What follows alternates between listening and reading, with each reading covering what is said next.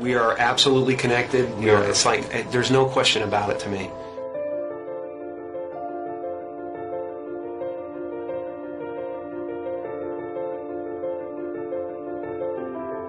There's no separation. That's been physically proven by science. I think everybody's looking for something that they already have. I think the reason that we don't notice it is because we are so distracted by the human levels of our experience. You might not actually be what you think you are. The fact that we're already enlightened, we're already complete, and it's just realizing that you're complete. So everything we do to each other, or everything we see in each other, is us seeing ourselves. And yet the one thing that remains is this feeling of existence. I'm not a human being that has consciousness. I'm consciousness that is shaped into a human being. All of us are energy. A human being is a very complex pattern of energy. I always have been that energy, and I always will be that energy.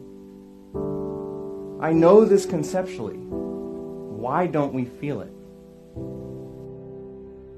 And just like an ocean is water in motion, we can call a certain part of that ocean a wave, but it gives us the illusion that the wave is a separate entity in the ocean.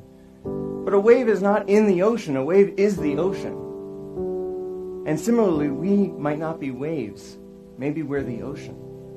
Maybe all of us are energy, and we can realize that directly. All suffering is based on the illusory separation that there's an individual in the environment, that there's a person that has to survive, that this specific collection of 1,000 trillion atoms has to hold itself together. But if I realize directly that I am energy, and I realize that the body and the mind are a temporary manifestation of that energy, then I can fully accept the death of the body and mind as something that does not happen to me, because I was always energy and I always will be.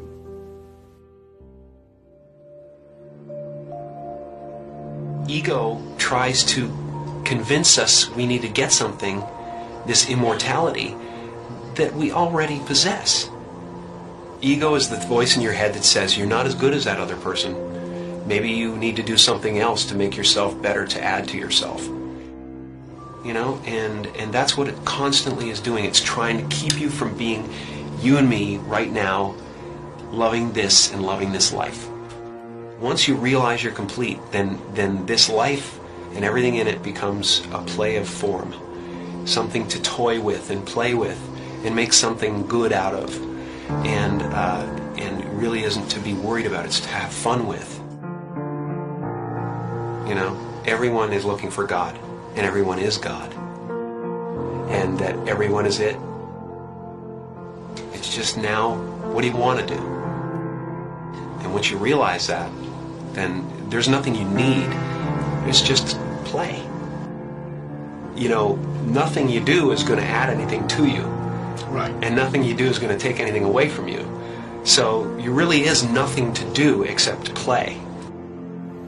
And so the only moment that mattered to us was right now. I think this experience is so important and powerful that every religious tradition at its core has been trying to convince us of its importance.